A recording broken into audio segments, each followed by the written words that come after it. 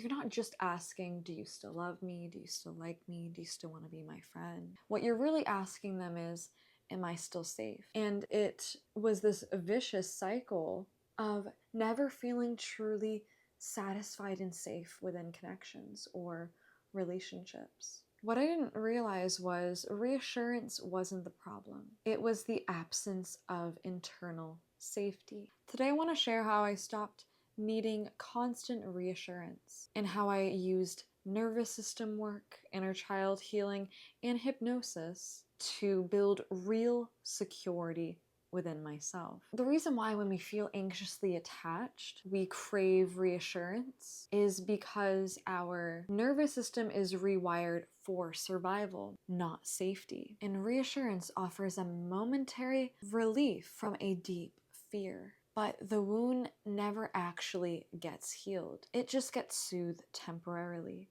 And when you've grown up around inconsistency, love feels like a guessing game. And any sort of connection feels like a guessing game. But the body doesn't heal from this repetition of being reassured from different other external sources. It heals from internal safety. Do you want to be dependent on others your entire life in order to be okay, in order to feel at peace? This just reinforces the story that you're not okay on your own, that you need this other reassurance, these outside figures in order to be at peace. And it is not negative to desire relationships and connection. We are quite literally wired for connections. But needing reassurance or needing specific people in order to feel okay is a survival mechanism. We need to truly feel the safety within our own bodies. So the question I began to ask myself, what if I could give myself what I keep chasing for? Chasing for this reassurance that I'm okay, that I am loved, and that I am safe. What if I could give this to myself? I became the one to offer myself reassurance as a form of emotional regulation. I became the one that soothed myself. When I was able to work with the subconscious to figure out where this deep-seated fear was coming from, and I was able to work through the old patterns and the subconscious block and release them, I was able to remind myself at an even deeper level of the emotional safety that I was craving from other people. I was able to reaffirm on a subconscious level that I was safe no matter what happened.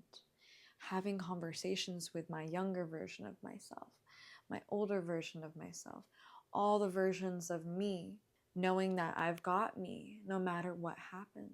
And at the end of the day, when we truly feel that on a conscious, subconscious, and an unconscious level, then we begin to feel and be free. Free from the emotional restrictions that we've had before. What if we asked ourselves what version of us is feeling abandoned right now?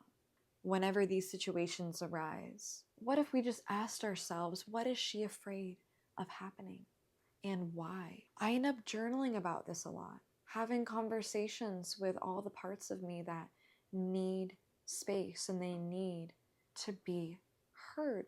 Most of the time, it wasn't about the reassurance that I needed. It was about the 7-year-old version of myself that felt ignored, that felt unloved, that was crying in the corner because they weren't getting the attention they wanted.